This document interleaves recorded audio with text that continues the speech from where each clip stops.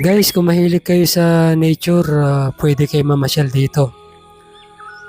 Makikita nyo to sa Tanawan, dito sa Nueva Ecija. Talagang napakaganda po ng kalikasan dito. Ayan, kung nakikita nyo naman, napakaganda ng kalangitan. Sa baba po niyan, matatanaw nyo yung some part ng Nueva Ecija.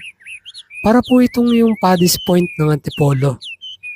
Maganda sa gabi, makikita nyo yung mga liwanag ng ilaw dun sa baba ng syudad.